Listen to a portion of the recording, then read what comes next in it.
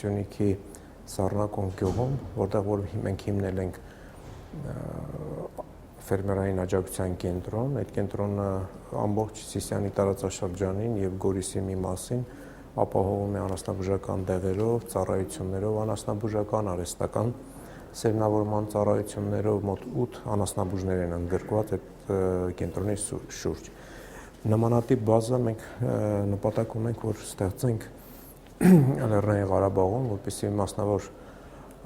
պրակտիկայով զբաղվող անասնաբուժները կարողանան որակով ծառայություններ մատուցել գյուղացիական տնտեսություններին եւ ակնկալենք, որ դրանից կավելանա գյուղերում արտադրվող արտադրանքի քանակը եւ որակը։ Հետխորհրդային տարիներին գյուղատնտեսության անհամաչափ զարգացման հետևանքով այսօր Արցախում անասնապահության ճյուղը բոլոր առումներով զիջում է երկրագործությանը։ Պետական ծրագրերի մի մասը վերջին տարիներին ուղղված է հավասարակշռությունը վերականգնելուն։ Կատարվող քայլերից մեկն էլ տոհմային անասնագլխաքանակի ավելացումն է ներկրման հաշվին։ Առաջիկա տարիներին նախատեսվում է գլխաքանակը հասցնել 5000-ի, ընդ որում անասունները պիտի պահվեն մասնավոր տնտեսություններում։ Խորհրդատվական ծառայություններ մատուցող ընկերության ղեկավարի խոսքով մասնավոր ընկերությունների սեփականատերերը եւ մասնագետները նախքան այդ գործը ձեռնարկելը պետք է հոտի կառավարման նոր ձև ուսումնասիրեն։ Այն կուլտուրայով անասնապահության, ինչպես որ մեր մոտ դրված է, որ տեղական գլխաքանակն ենք մենք կառավարում, նույն ձևով ներկրված տոհմային բարձրաժեք կենդանիները հնարավոր չի, որ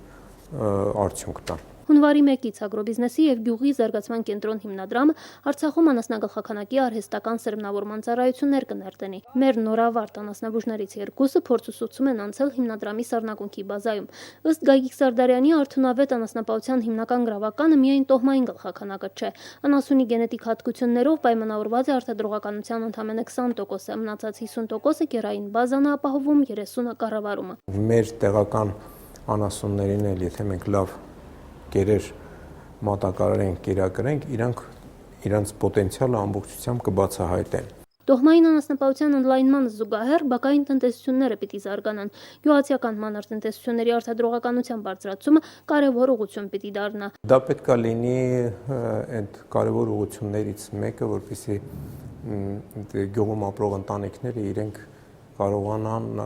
անցնել ապրանքային արտադրության եւ ստեղծեն եկամուտ, անգամ 5 գլուխ, 3 գլուխ կենդանի կով ունեցող տնտեսությունները իրանք կարող են ստեղծել մինի ֆերմաներ, մեքենայական կիտ ապահովել, մաքուր պահվածք եւ միավոր գլխաքանակից ստանալ ավելի շատ եկամուտ։ Առայժմ կաթի արտադրությունը մեզ մոտ շատ քիչ տնտեսություններ են եկամտաբեր համարում։ Հիմնական պատճառներից մեկը կաթի մթերման գյուղացու հաշվարկով ցածր, իսկ մթերողի համար բարձր գինն է։ Այդ վիճակը փոխելու լավագույն տարբերակը արտադրանքն ավելացնելն է։ Մենք այդ փորձը ունենք մեր ծրագրերում Հայաստանում, մենք տեսել ենք ոնց են 2-3 գլուխ կով ունեցող ընտանիքը դարձել 10, 15, մինչև 50 գլուխ տնտեսություն,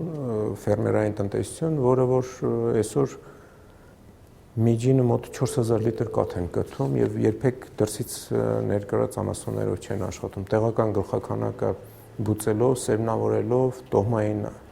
աշխատանք ու կերակրումը բարելավելով իրենք հասել են այդ արդյունքների։ Լուսինե Ավանեսյան, Մերժան Հայրապետյան, օր։